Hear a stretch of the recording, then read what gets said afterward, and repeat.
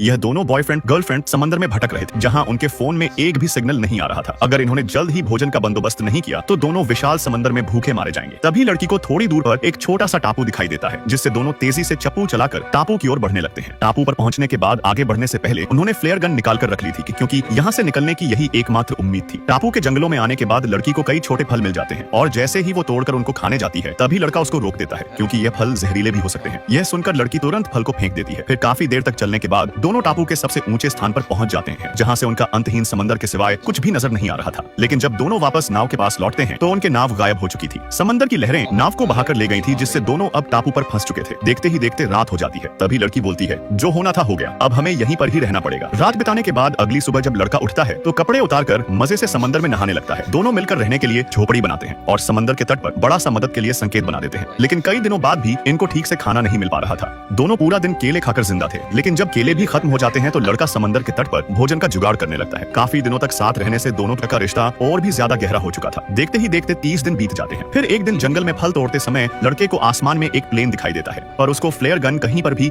मिल नहीं पा रही थी, और थोड़ी देर बाद ही प्लेन वहां से चला जाता है। लड़के को लगा कि लड़की ने फ्लेयर गन को कहीं छुपा दिया है, क्योंकि टापू पर उन दोनों के अलावा और कोई भी नहीं था। इस बात को लेकर दोनों में झगड़ा हो जाता है। तभी अचानक पेड़ से एक बोतल नीचे गिरती है, और जब दोनों ऊपर देखते हैं तो एक शरारती बंदर ने उनके सामान को चुरा लिया था, जिसमें फ्लेयर गन भी थी। बंदर के हाथ में फ्लेयर गन देखकर लड़का घबरा जाता है कि कहीं गलती से वो गन को चला ना दे, पर बंदर उनकी घबराहट देखकर गन से खेलने लगा था। तभी लड़की केले का लालच देकर गन को छुड़ा लेती है और फालतू ही आसमान में चला देती है, क्योंकि लड़की को बहुत गुस्सा आ रहा था कि लड़के ने उस पर बेफालतू चिल्लाया था। लड़की रोज ऐसी जिंदगी जीकर थक चुकी थी। रोज सूरज डूबते हुए देखना, समंदर में मछली पकड़ना, इन सब से अब वो ऊब चुकी थी। लड़की को रोज अपने माता पिता की याद सताती थी। अगले दिन जब लड़की उठती है तो उसने देखा कि लड़का गायब था। तभी उसे दूर से एक डरावनी आवाज सुनाई देती है। लड़के को ढूंढने वो तुरंत जंगलों में घुस जाती है, जहाँ उसने देखा कि लड़का एक काले पैंथर से जान बचाकर भाग रहा था। लड़की तुरंत उनके पीछे दौड़ती है, और जब वो लड़के के पास पहुंची तो लड़के ने पैंथर को मार गिराया था। उसके बाद दोनों अपनी किस्मत को अपना लेते हैं। लड़की फल लेकर आती थी और घर को और मजबूत बनाने में मदद किया करती थी। दोनों को टापू पर फंसे हुए अब 3 महीने से ज्यादा हो चुके थे। लेकिन एक दिन जब लड़का मछली पकड़ रहा था तभी अचानक उनको ऊपर से एक हेलीकॉप्टर की आवाज आती है। दोनों तुरंत जंगल से बाहर खुले तट पर आते हैं और आसमान में फ्लेयर गन चला देते हैं, जिससे रेस्क्यू टीम वहां आकर दोनों को बचा लेती है।